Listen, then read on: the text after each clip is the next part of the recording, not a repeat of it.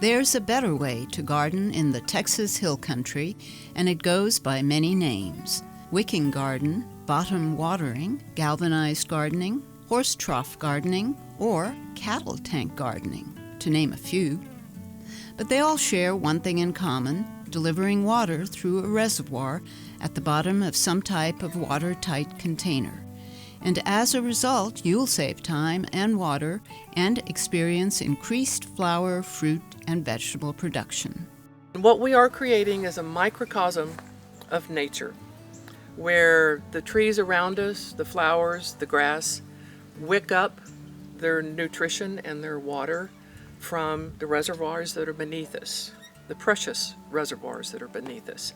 And what we used were watering troughs for cattle. And it's probably nothing more Texan than doing your garden in a watering trough for cattle. I filled it up halfway with pea gravel, drilled a hole, and I've got overflow.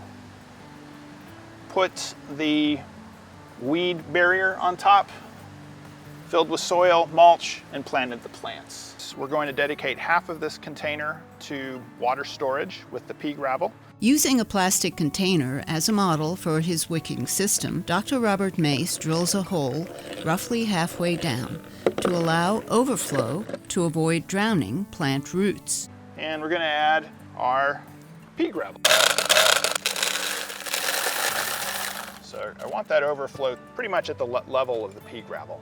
Then comes weed barrier cloth to hold the soil, good rich soil, and then mulch on top to help restrict evaporation. Probably the most important item here is the soil you use. They say, what is it? Spend a penny on the plant and $1 on the soil. The soil is critical to your success. I don't care what you're gardening in.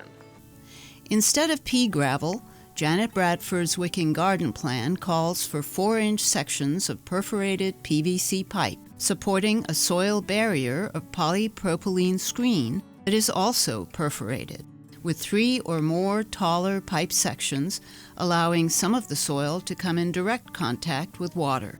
Yes, you'll have soil go through here. That's why it's so effective at increasing the wicking power. To illustrate how wicking works, Dr. Mace uses a paper towel and some colored water to demonstrate the power of capillarity. And then, woo, look at that. That is capillarity in action. Basically, it's the affinity for water to be drawn up into the soil, actually moving against gravity. According to Dr. Mace, studies have shown that systems that draw water from below can save 90% of the water used to irrigate a garden, while helping grow 40% more of whatever you're growing. As the plants start using the water in the soil, there may be some drying of the soil from the top.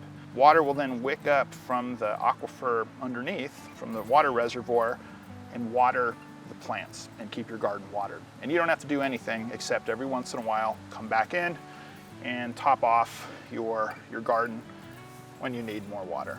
Which is good news during hot summer months, when leaving your garden untended for even a few days of vacation can be a death sentence for plants. Put the hose right down here. When you garden like this enough, you'll hear, when it's getting full, you'll hear a bubbling sound. With Wicking garden practices, you not only have healthier plants, you can save as much as 85% of the time it would take for a conventional top-down watering.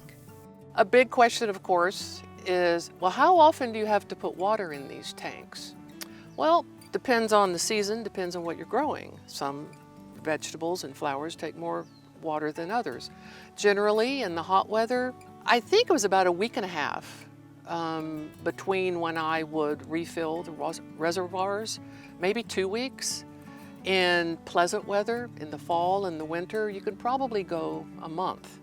To review, both of these Wicking gardens start with a metal stock tank. The tank can be rectangular or round, of virtually any size. The system that uses gravel first installs a filler pipe, and then is filled about halfway up with pea gravel. A small half-inch hole is drilled just above the gravel line to allow excess water to escape. The gravel is covered with a weed barrier cloth and several inches of soil added on top, And finally the plants, with a covering of water-saving mulch. The system that uses PVC pipes and a polypropylene screen requires enough 4-inch PVC pipe to support the screen.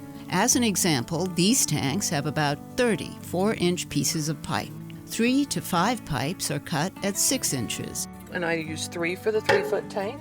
In my 6-foot tanks, I have 5, just to help the wicking process. Then a hole is drilled just above the screen floor for overflow. From this point on, both wicking gardens are identical, topped off with soil, plants, and mulch.